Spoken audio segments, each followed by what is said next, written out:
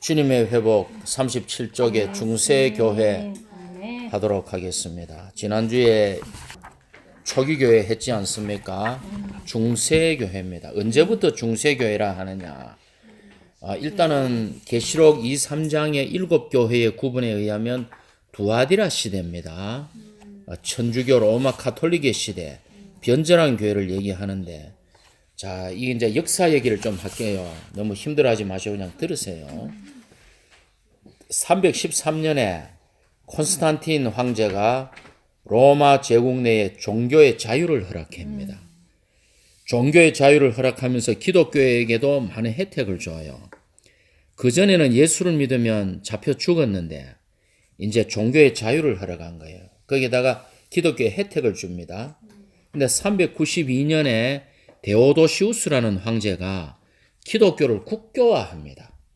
즉 로마 제국의 종교는 기독교다라고 국교화해버려요. 이게 무슨 말인가 하면 옛날에는 예수를 믿으면 잡혀 죽었는데 기독교가 로마 제국의 국교가 됐잖아요. 이제 기독교를 안 믿으면 죽어요. 국교가 그런 겁니다. 태어날 때부터 자동적으로 그리스도인이 되는 거예요. 그래서 유아 세례가 발전한 거예요. 이게 웃기는 얘기죠. 그런데 로마 제국이 너무나 방대하거든. 데오도시우스가 두 자녀들에게 황제 자리를 물려주면서 두 아들에게 동로마 제국과 서로마 제국으로 딱 나누어서 분할 통치를 시킵니다. 그래서 서로마 제국의 수도는 이탈리아에 있는 로마시고 동로마 제국의 수도는 콘스탄틴이 수도를 옮긴 콘스탄티노플이에요. 콘스탄틴의 이름을 따서 콘스탄티노플. 지금으로 치면 터키의 이스탄불이에요. 이스탄불. 그래서 로마 제국이 392년부터 392년 이래로 동로마 제국과 서로마 제국으로 딱 분할이 됩니다. 근데 어떤 일이 생기느냐? 476년에 서로마 제국이 망해버립니다. 누구한테? 게르만의 용병대장 오도아케르에 의해서 언어에서 오도바카르 하기도 해요. 오도바카르 혹은 오도아케르라는 게르만의 용병대장에 의해서 서로마 제국이 멸망해 버립니다. 그러면서 서로마 제국은 1000년 만에 멸망을 해버려요. 원래 BC 753년에 전설에 의하면 늑대젖을 먹고 자란 로물로스와 로무스 형제가 로마를 건국했어요. 우리나라는 이렇게 당군 그래서 한국 사람들이 우스갯소리로 왜 마늘을 많이 먹느냐? 마늘을 안 먹어주면 3개월 지나면 다시 곰으로 변하기 때문에 마늘을 많이 먹는다 하는 우스갯소리도 있어요. 그냥 주여 죄송합니다. 그래서 그건 미신 어쨌든 설하고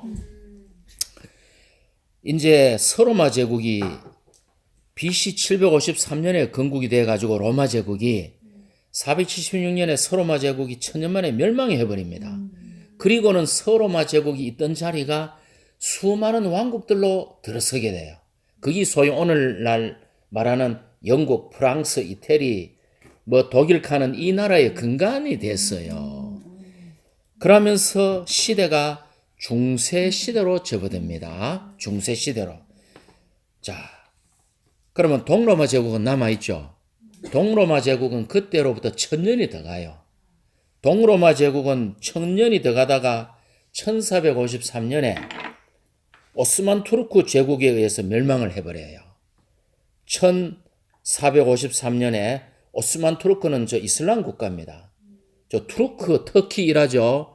지금 터키예요, 내나. 그 오스만 투르크 제국의 이슬람 제국에 의해서 동로마 제국이 멸망을 하면서 그러면 동로마 제국은 BC 754년부터 2000년 갔죠. 그죠?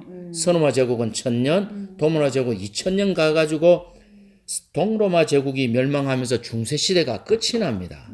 다시 말씀드리면 서로마 제국이 멸망하면서 그 자리에 많은 나라들이 생기면서 중세가 시작되었고 동로마 제국이 멸망하면서 1000년 후에 중세시대가 끝이 나면서 유럽이 르네상스로 접어들어요.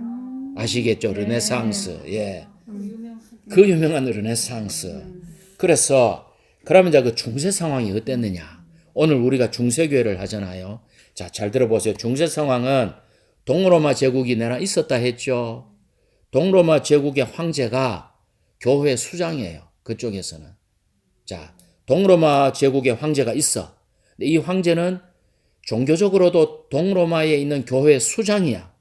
둘째, 서로마 제국이 멸망하면서 어떤 일이 생기는가 하면은 교황이 즉 로마의 주교가 야금야금 세력을 키워나가다가 로마 제국이 멸망하면서 권력의 공백이 생기는 틈을 타서 로마의 주교가 급속하게 권력을 키워나갑니다.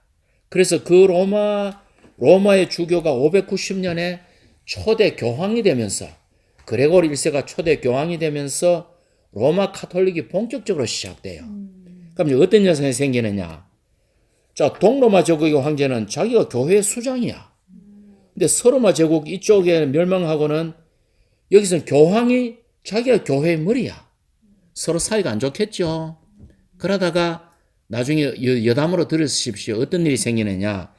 이 교황이 프랑크 왕국의 황제를, 저기 이제 서쪽에 다 멸망하고 여러 나라가 있었는데 지금 독일 생각하면 됩니다. 프랑크 왕국의 샤를마뉴 대제를 신성 로마 제국의 황제로 세웁니다. 물론 신성 로마 제국이라는 명칭은 좀 뒤에 사용했지만 그 교황이 샤를마누 대제에게 머리에 관을 씌우면서 교황이 황제를 임명하는 일이 생겨요. 황제가 없었잖아. 서로마 제국이 멸망했으니까 각 나라 왕국에 왕들이 있었는데 프랑크 왕국의 왕 샤를마뉴를 황제로 세운단 말이야. 황제는 뭔가 하면은 여러 나라를 통치하는 제국의 우두머리잖아. 그걸 황제라 그래요. 그러면서 이제 신성 로마 제국이라는 게 생겨요. 그러니까 중세 시대가 복잡해요. 동로마 제국이 있고 거기에서는 황제가 교회 머리고 서로마 제국의 교황이 내가 머리다 하고 또 신성 로마 제국의 황제가 또 있는 거야. 그게 중세 시대가 복잡합니다. 자, 요 정도 배경 지식을 가지고 그래서 이제 중세 교회는 두아디라 교회인데요. 서로마 제국이 멸망하면서 중세 시대가 시작되었고 590년에 그레고리 1세가 초대 교황이 되면서 로마 카톨릭의 중세교회가 시작되었다. 이렇게 정리합시다. 이제 수도원 로마 카톨릭의 큰 특징 중에 하나가 수도원 제도입니다. 왜? 수도원이 왜 생겼을까? 자, 그전 시대가 서머나 교회 시대죠. 로마의 10명의 황제들이 250년간 기독교를 극심하게 핍박하고 목숨을 빼앗습니다. 그러다가 이 박해 서머나 교회 시대 동안에 주님을 갈망하는 사람들이 이제 고독과 은둔의 피난처를 삼아 들어가가 정말 주님께 기도하고 이 어떤 주님을 사랑하는 이 생활을 갈망하는 사람들이 생겼어요. 그러고는 두아디라 교회 시대가 접어들어 가지고 버가모 교회 두아디라 시대에 이 막 세속 교회 안으로 세속적인 게 들어오니까 이 주님을 사랑하는 이 사람들이 정말 어디론가 떠나가지고 은둔해가지고 주님을 누리고 싶은 거야. 이러다가 이게 어느 순간에 단체 생활로 바뀝니다. 이게 수도원 제도가 됐어요. 그래서 그 교재 보시면 수많은 수도원의 이름이 있죠. 그죠? 그래서 이 수도원은 왜 생겼느냐? 박해의 서머나 시대에, 교회가 세상과 연합하던 버가모 시대에, 교회가 완전히 변질된 두아디라 시대에 거룩한 삶을 갈망한 사람들이 세속을 떠나가지고 주님을 누림으로써 수도원 제도가 시작되었는데, 자, 제가 질문 드리겠습니다. 금욕주의는 성경의 사상입니까? 성경에 없는 사상입니까? 금욕주의는 성경에 없습니다. 금욕주의는 뭔가 하면은 영지주의로부터 왔어요. 육체는 악하기 때문에 육체는 도덕률이 필요 없다. 퀘린투스의 도덕률 폐교론자들. 육체가 악한데 어떻게 예수님이 육체로 왔노? 예수님이 십자가에 못 박힐 때 그냥 하나의 환영이었다. 도나투스주의자들. 이런 이단들이 막 생겼어요. 근데 성경의 사상은 뭡니까? 너희 몸을 하나님의 산제물로 드리라. 너희 몸을 의의 병기로 드리라. 우리의 혼이 구원되고 몸이 주님이 올 때 변형되가 영광의 몸으로 덧입는다. 이게 성경의 사상이죠. 그래 금욕주의는 육체가 악하기 때문에 금욕을 한다는 영지주의에서 왔어요. 이교도 사상입니다. 자, 그럼 또 질문 드리겠습니다. 그럼 수도원에서 들어가서 생활하면 그리스도를 사는데 성공할까요? 성공하지 못할까요? 세속으로부터 떠나고 금욕주의 생활을 하고 막 규칙적으로 생활하면 과연 될까요? 안 될까요? 안 되시오. 안 됩니다. 왜 안 되는가 하면은 우리가 교회 생활을 하니까 알잖아요. 그리스도의 그 영에 넘치는 공급이 아멘. 우리를 살게 하는 거지. 아멘. 금욕주의하고 막 규칙적으로 생활하고 막 고행해가 이게 되는 게 아니에요. 억누르면 더 튀어오르네. 억누르면 이게 안 돼요. 이게 정말 안 됩니다. 우리는 교회 생활하니까 알잖아 이거를. 우리가 어떠하든지 세상에 살면서 주님을 누려야 되는 문제예요. 아멘. 그래서 결국은 어떻게 되느냐. 수도원주의들이 좋은 면에서는 그 당시에 좋은 면이 있었어요. 뭔가 하면은 가난한 사람, 아픈 사람을 돌보고 여행자들에게 어떤 숙소와 안식처를 제공했어요. 그리고 중세의 스콜라 철학이 어디서 왔는가 하면은 라틴어로 스콜라에서 영어 스쿨이 왔죠. 그 당시에 수도원에서 기독교를 옹호하는 교육을 시켰어요. 그게 스콜라 철학이거든요. 그래서 이런 고대 문서를 복제하고 성경을 필사해서 보관하는 이런 좋은 것들이 있었어요. 그럼에도 불구하고 결국은 수도원이 부를 축적하게 되고 권력을 갖게 되고 부도덕하게 되고 타락했다. 그래서 이게 로마 가톨릭의 하나의 큰 특징이다. 두 번째는 수도원 제도 외에 또 한 가지는 이단적인 교황 제도입니다. 자, 콘스탄틴이 기독교를 허용한 후에 콘스탄틴이 로마 제국의 황제요 교회의 머리로 자기가 행세합니다. 이때부터 국가와 교회 간에 권력의 유탁이 생기고 권력을 잡기 시작하려고 그래요. 서로가. 성직자들도 권력을 잡아 출세하려고 그러고 제후들도 교회 안에서 교북 뭐라 그러나 이거 뭐라 그러나 감독이 되려고 그러고 서로가 권력을 탐하게 돼요. 그러면서 교회가 급속하게 타락하는데 로마의 주교들이 이게 이제 간이 커지기 시작합니다. 베드로의 우리가 계승자들이다. 왜? 베드로가 로마에 와 순교했잖아. 바울이 로마에 와 순교했단 말이에요. 그러니까 주님이 내가 이 반석에 내 교회를 세라 이 반석이 그리스도이기 때문에 우리가 베드로의 계승자들이다 하면서 로마 주교들이 우주적인 통치권을 갖고 있다고 주장하기 시작합니다. 그러면서 서로마 제국이 멸망하니까 교회가 이제 권력의 공백기를 타서 교황이 급속하게 세력을 기리기 시작해요. 그러면서 점점 교황이 서로마 판도에서 종교적으로 세속적으로 가장 권력이 센 사람으로 등극하게 됩니다. 그래서 이제 나중에는 로마 주교가 로마 교황으로 바뀌면서 우리가 로마 가톨릭이라는 말이 뭐예요? 로마의 지방교회가 우주적인 교회를 통치하는 흔히 뭐라고 하나 그 마태복음 13장에 그 무슨 나무? 겨자씨가 큰 나무가 되는 이게 돼버렸어요. 새들이 귀신이 깃들이는 이게 돼버렸단 말이죠. 그래서 심지어는 한 19세기 들어가면 바티칸 공회에서 교황 무오론을 얘기합니다. 교황은 절대로 틀리지 않는다. 교황 무오론이 뭐예요? 교황의 말은 진리다. 틀리지 않는다. 그러니까 이게 완전히 잘못됐죠. 자, 그리고 거짓 교리가 발달하기 시작하죠. 연옥의 교리, 이런 거짓 교리들로 사람들을 올가매고 지금 제가 이거 교재와 좀 다를 수 있습니다. 왜냐하면 제가 살을 또 많이 빼고 붙였기 때문에 좀 달라요. 그래 이해하시고 대충 들으면서 자 그리고 성직자들이 타락하겠죠. 재밌는 얘기 하나 해드릴게요. 요한나라는 여자가 성경 지식이 탁월했어요. 이 여자가 남장을 해가지고 역사를 보면 교황이 됐어요. 이 여자가 요한나라는 여자가 남장을 해가 교황이 됐어요. 성경을 워낙 많이 알아가. 근데 이 여자가 부도덕한 일을 저질러가 임신을 했어. 어느 날 가마를 타고 로마 시내를 이렇게 교황이 그 뭐 왕처럼 좋은 가마 타고 댕겨요. 이 로마 시내를 가마를 타고 가다가 길에서 애를 낳아버린 거야. 쉽게 얘기해서 교황이 애를 낳는 기적을 베푸는 거야. 미친. 근데 그 자리에서 그 교황이 돌에 맞아 즉사해요. 그런 역사가 있어요. 그러니까 이게 얼마나 이 타락했는지 아시겠죠.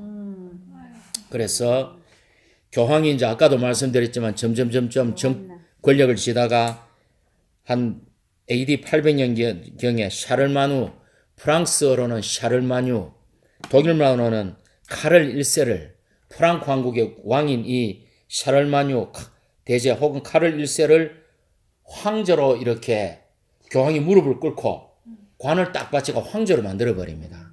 그럼 나중에 이런 것들이 신성 로마 제국의 황제가 돼 버려 가지고 서로마 제국이 없는 황제를 만들어 가지고 교황이 황제를 다스리는 거예요. 그 예가 뭡니까? 학교 다닐 때 카노사의 굴욕 들어보셨죠? 카노사의 굴욕. 그 신성 로마 제국 황제 하일리 4세라는 사람이 있었는데 어느 날 교황에게 달라들었어.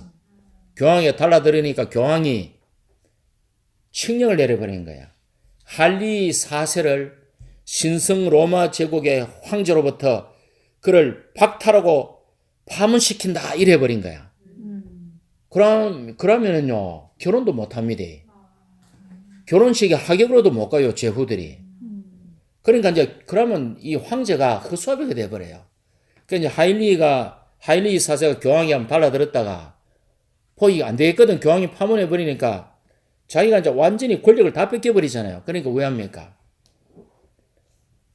이 알프스 산을 넘어가지고 이탈리아로 가가지고 그 당시에 교황이 그 살던 카노사 성에 들어가가 안뜰에 들어가가 눈이 오는데 맨발로 이렇게 가족들이 달달달달 떨면서 3일 동안 눈 속에 서가지고 반성합니다. 용서를 구했어요.